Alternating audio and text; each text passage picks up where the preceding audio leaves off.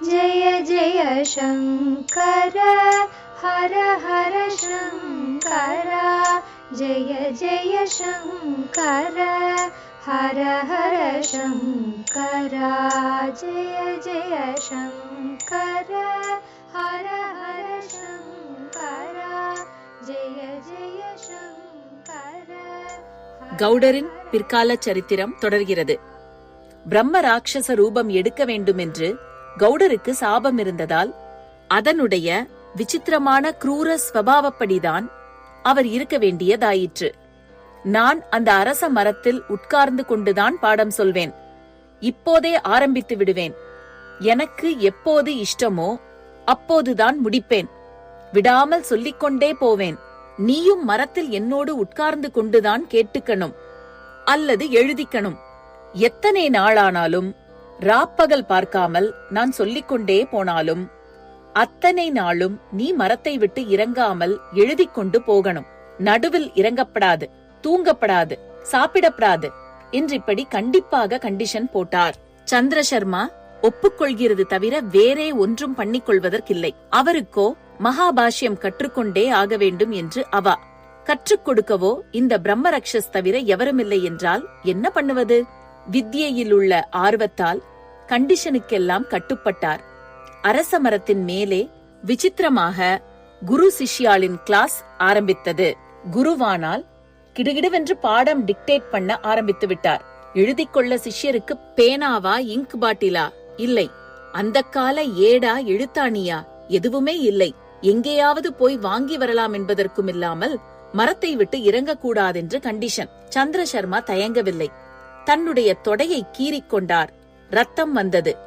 அதுதான் இங்க். அரசிலை காம்பை ஒடித்து பேனாவாக்கிக் கொண்டார். பேப்பர் என்னவென்றால் அந்த அரசிலைகளேதான். ரக்ஷஸ் சொல்லிக் கொண்டே போக அவர் காம்பை ரத்தத்தில் தோய்த்து தோய்த்து இலைகளில் எழுதி கொண்டே போனார். ராவும் பகலுமாக குரு நிறுத்தாமல் இப்படி 9 நாள். குறிப்பு: பதஞ்சலி சரிதத்தில் 5வது அத்தியாயம் 32வது ஸ்லோகம். 2 மாதங்கள் என காண்கிறது. டிக்டேட் செய்ய ஆடாமல் அசராமல் ஆகார நித்ரைகளும் இல்லாமல் சிஷ்யர் தொடர்ச்சியாக இலைகளில் எழுதி கொண்டார். வித்யையை பெறுவதற்காக இத்தனை தியாகம், தபஸ். ஒருவாறாக வியாக்கரண பாஷ்யம் முழுவதும் சொல்லி தீர்த்தாயிற்று. சந்திரசர்மா அரசிலைகளை மூட்டை கட்டினார். அதிலிருந்து கிடைத்திருப்பதுதான் இன்றைக்கு நம்மிடம் வந்துள்ள மகாபாஷ்யம். பாடம் சொல்லி தீர்த்ததுடன் கௌடருக்கும் பிரம்மராட்சச ரூபம் தீர்ந்தது. முன்னே நம் குரு பரம்பரை கதையில் மித்ரசகன் ராட்சச ரூபம் பெற்றபோது சக்தி மகர்ஷியின் அனுகிரகத்தால் அந்த ரூபம் நீங்கி அவருடைய சிஷ்யனானதாக பார்த்தோம். இப்போது சந்திரசர்மாவால் குருவுக்கு ராட்சச ரூபம் நீங்கிற்று. தம் குரு கொடுத்த பெரிய காரியத்தை முடித்தாகிவிட்டதென்றதும் கௌடருக்கு மனஸ் ஆத்தியாத்மிகமாக திரும்பிற்று. இனி விவேக வைராக்கியங்கள் பெற வேண்டும், ஞானம் பெற வேண்டும், ஆத்ம தியானம் பண்ண வேண்டும்.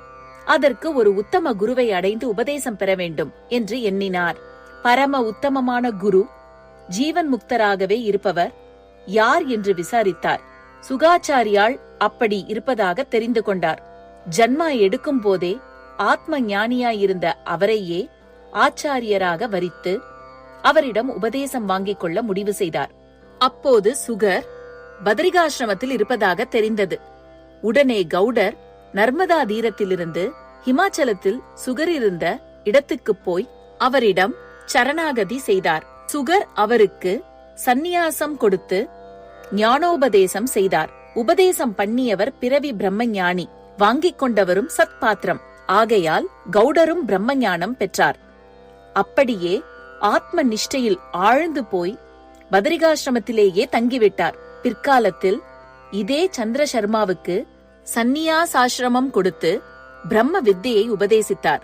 அதனால் கௌடபாதாச்சாரியாள் என்பதாக பிரம்ம வித்யா குரு பரம்பரையில் இடம்பெற்றார். ஆச்சாரிய பரம்பரையில் புராண பாத்திரங்களான தெய்வ புருஷர்களாகவும் ரிஷிகளாகவும் இருந்தவர்களின் வரிசை சுகரோடு முடிந்து நம் போன்ற மனிதர்கள் மாதிரியே பூலோகத்தில் நடமாடி வாழ்க்கை நடத்திய மாணவ சம்பிரதாய ஆச்சாரிய வரிசை கௌடபாதாச்சாரியாளிலிருந்துதான் ஆரம்பித்தது. முழுக்க முழுக்க அத்வைத்தமாக எழுதப்பட்ட முதல் புஸ்தகம் கௌடபாதர் எழுதியதுதான் என்று இப்போது பிலாசபி புரொஃபசர்களாக உள்ள சிலர் சொல்கிறார்கள். அந்த புஸ்தகம் மாண்டூக்யோபனிஷத் காரிகா என்பது.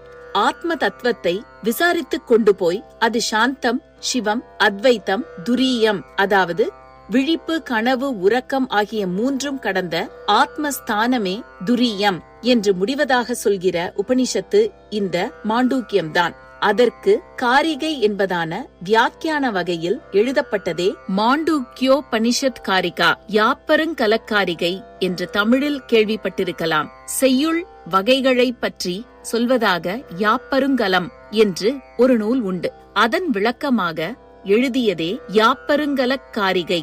மாயையினால் உண்டாவதே துவைத்தம். அதற்கு கொஞ்சம் கூட இடம் தராமல் அடித்துப் போட்டு பரம அத்வைத்தமாக எழுதப்பட்ட நூல் மாண்டூக்கிய காரிகை. அதன் முதல் பிரிவுக்கு ஆகம பிரகரணம் என்று பெயர் கொடுத்திருப்பதால் முழு புஸ்தகத்தையுமே ஆகம சாஸ்திரம் என்று சொல்வதுண்டு. சாதாரணமாக ஆகம சாஸ்திரம் என்றால் ஒரு தெய்வத்தின் வழிபாட்டு முறை. அத்வைத்த வேதாந்தத்தில் ஆகம சாஸ்திரம் என்றால் அது கௌடபாத காரிகைதான். இதில் மாயைக்கு இடமே கொடுக்காத கௌடபாதரே மாயா ஸ்வரூபிணியாகவும் பிரம்ம வித்யா ஸ்வரூபிணியாகவும் ஒரே சமயத்தில் இருக்கும் அம்பாளிடம் பரம பக்தி பண்ணி ஸ்ரீவித்யா தந்திரத்தைச் சேர்ந்த சுபகோதயம் முதலான கிரந்தங்களை உபகரித்தார் என்றும் சொல்லப்படுகிறது. கௌடரின் பிற்கால சரித்திரம் இத்துடன் நிறைவு பெறுகிறது. ஜெய ஜெய சங்கர, ஹரஹர சங்கர. மகா பெரியவா சரணம். जय जय शङ्कर हर हर शङ्कर जय जय शङ्कर हर हर शङ्कर जय जय शङ्कर।